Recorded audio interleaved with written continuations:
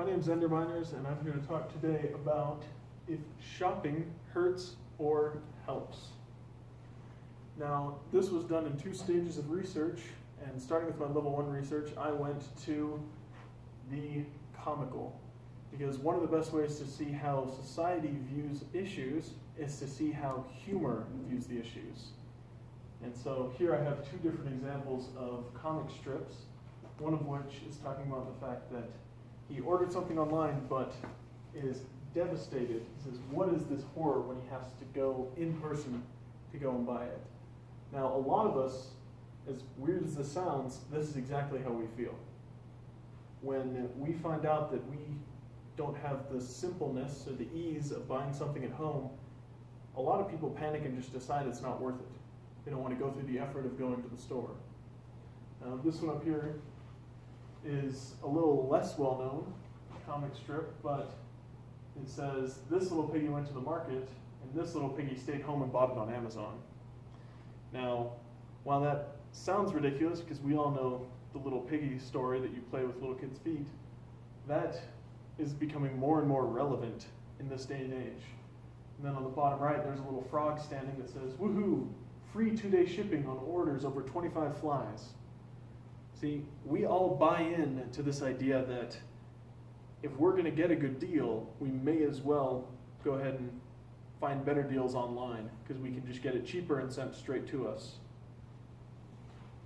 Now, this brought on the question of if we aren't going out and we're getting it shipped to us, is there going to be a large impact on the environment? And that's a question that was asked by Dan Scales to the Stanford magazine. Now, the answer given by Anna Argioudu was that while ordering things online does cause a lot of shipping to be done, there will also be far less people on the roads. And where, for instance, in retailers like Barnes & Noble, there is a lot of upkeep that needs to be done with stores, maintaining them with electric gas to heat it in the winter, and electricity for lights and such. And all of these different things will also emit carbon and will go into our atmosphere. And driving cars will do that as well. But when we just have one delivery truck that circulates through neighborhoods every day, there's less cars on the road and possibly less emissions due to the buildings. Now, another side of this issue is, yes, there are those who are buying it, but what about those who are on the working end? And here I have 2 job listings, one with somebody on the back end of things that is preparing the websites, and another of somebody who prepares the orders. Now, these are the 2 main jobs within the industry, and both are of equal importance because if you can't find what you want online, then you're not going to buy it. But if they can't get to you what you bought online, then you're in the same issue where you won't be able to receive what you need. And the most important thing when it comes to purchase interactions is that you are able to get what you need and that you can trust the companies you work with. And these are 2 job openings that are currently in the industry for this. Now, I finished up my lower level research with 2 more comics to find the humor in this issue, one of which, right over here, plays back to this idea that not only do we want more things, and we want instant gratification, we also want it now. We order something online and we know that it's going to come in a few days, but sometimes we still will be waiting at the door or the mailbox wanting our thing to come when we could have just gone to the store and bought it in the first place.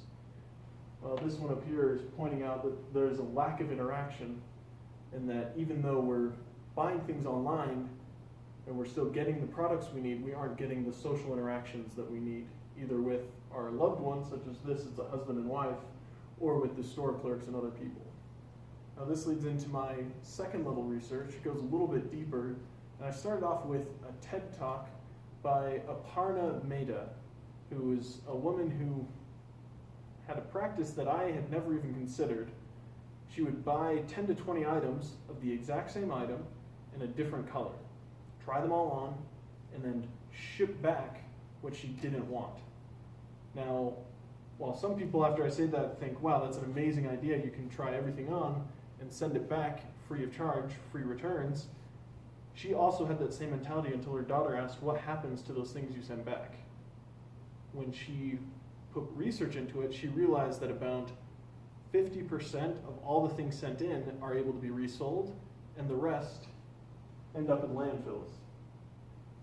Now, landfills are growing at an exponential rate, and with our returns, how they aren't actually being returned, they're being thrown away, we are adding to this increasingly difficult issue of how do we deal with our waste.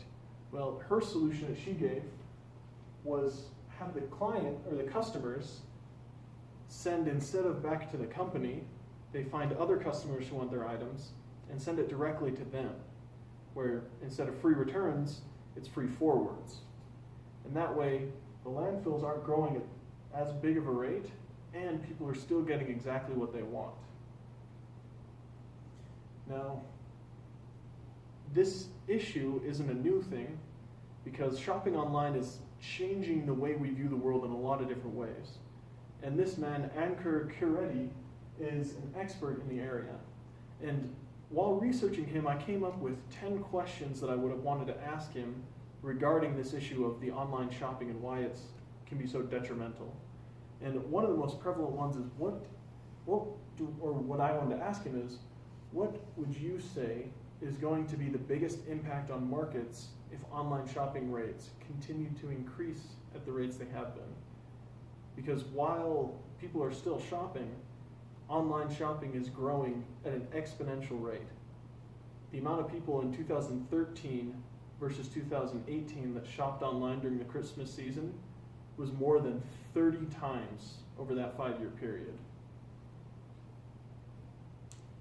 Now, I went and found a research and academic journal that